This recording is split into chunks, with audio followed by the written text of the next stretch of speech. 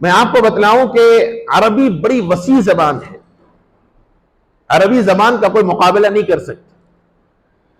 عربی کی جو نزاکت ہے، ایسی نزاکتیں ہیں کہ دنیا کی زبان کا کوئی لفظ اس کی برابری نہیں کر سکتا۔ اسی لیے میں بار بار کہتا ہوں کہ مسلمانوں کو عربی زبان سیکھنا فرض کفایہ ہے، ضروری ہے۔ یہ جو آج کل فیشن چل پڑا ہے رومن کا، رومن، حد یہ ہے کہ قرآن بھی رومن میں پڑھنے کی کوشش کی جا رہی ہے۔ کوئی بھی زبان عربی کا لفظ ادا نہیں کر سکتا۔ اس کی جو نزاکت ہے، اس کا تلفظ ہے، اس کی ادا کرنے کے جو طریقے ہیں، کوئی بھی زبان ادا نہیں کر سکتی۔ ٹھیک ہے، ترجمے کے حد تک کوشش کر لی جائے۔ اردو نہیں آ سکتی، آج کے نیو جنریشن سے اردو سے تو ایسا نابلد ہے کہ اردو پتہ نہیں کیا کون سی زبان ہو گئی۔ انگریزی میں بات کرنا فیشن بن چکا ہے آج کل کا۔ اردو بات کرتے ہوئے بھی بیچ میں 2-4 الفاظ لائیں گے انگریزی کے۔ ٹھیک ہے، زبان ہے، وہ بھی اختیار کرنا چاہیے، سیکھنا چاہیے، لیکن کمال یہ نہیں ہے کہ زبان کے اندر زبان کو داخل کیا جائے۔ کمال یہ ہے کہ انسان جو زبان بولے تو اسی میں پوری بات کرے۔ آج کا جو فیشن ہو چکا ہے اس کا نتیجہ یہی ہے کہ انگریزی ایسا غالب ہو گئی کہ اردو سے نابلد ہو گئے۔ اچھے گھرانوں کے اندر سے اردو غائب ہو گئی۔ اس لیے قرآن بھی اگر پڑھنے کی کوشش کی جا رہی ہے آج کل تو رومن قرآن لا کے پڑھ رہے ہیں۔ ترجمہ پڑھ لیا جائے تو پھر بھی کسی حد تک برداشت کیا جا سکتا ہے۔ قرآن عربی ہی میں پڑھنا ضروری ہے۔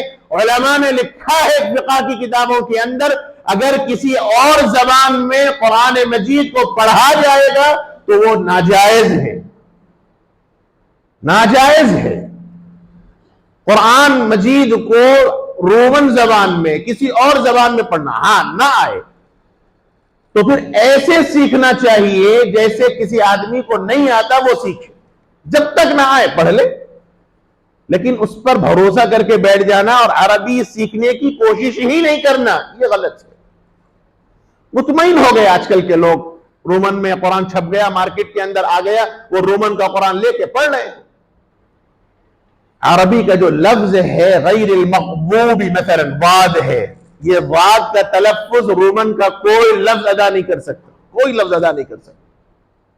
اور عربی اتنی نازک زبان ہے کہ اگر ایک حرکت بدل جائے، لفظ کا تلفظ بدل جائے تو معنی بدل جاتے ہیں۔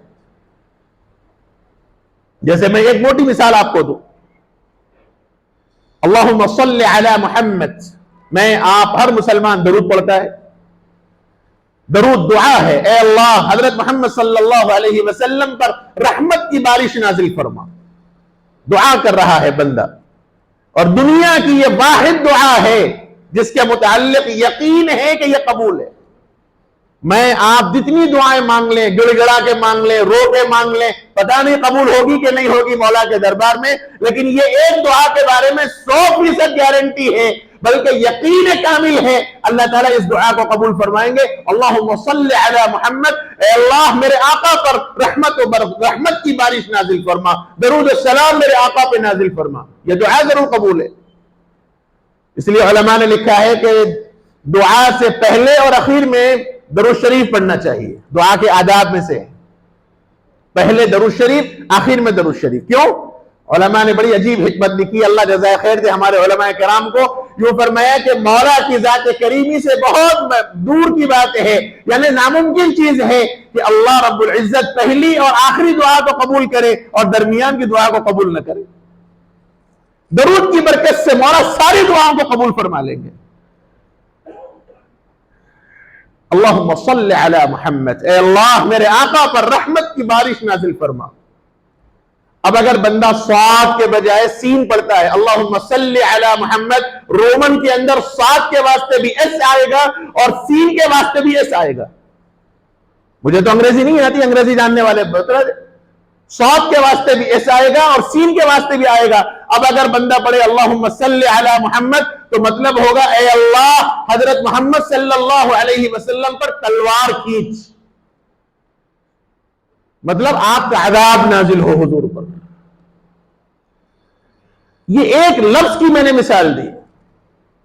اس لیے عربی کا کوئی لفظ، کوئی زبان عربی کی برابری نہیں کر سکتی. اس کے اندر جو نزاکت ہے، اس کے اندر جو مٹھاس ہے، وہ کوئی لفظ ادا نہیں کر سکتا. اور یہ عربی زبان کا معجزہ سمجھیے آپ.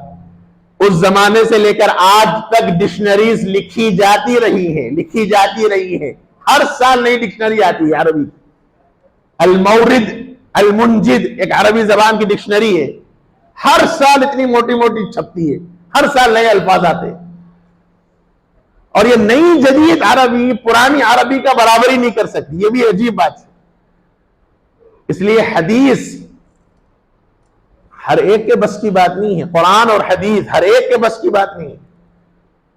یہ جو آج کل لوگوں کے زبان پہ آ گیا، حدیث میں ہے، حدیث کا بھالا نہیں آتا، حدیث کے الفاظ کی چاشنی نہیں آتی، حدیث کے علوم نہیں آتے، اور قرآن اور حدیث کا بڑا آسانی سے دعویٰ کرتے ہیں.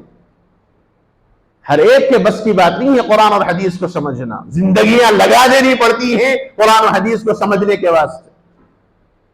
کیا وجہ ہے؟ اتنی اس زمانے سے لے کر آج تک قرآن کی تفسیر لکھی جاتی رہی ہے، ہر زمانے میں لکھی جا رہی ہے، لیکن حق ادا نہیں ہو پاتا. ہر مرتبہ نیا ہوگا کھلتا ہے. یہ عاجز اپنی بات کہتا ہے. تقریباً 23 سال سے ادارے اشرف العلوم میں تفسیر پڑھا رہا ہوں. 23 سال ہو گئے مدرسے میں. تفسیر تقریباً میں 18 سال سے پڑھا رہا ہوں. ہر سال مطالعے میں نئی بات معلوم ہوتی ہے. یہ قرآن کا معجزہ ہے، یہ عربی زبان کا معجزہ ہے، یہ حدیث کا معجزہ ہے.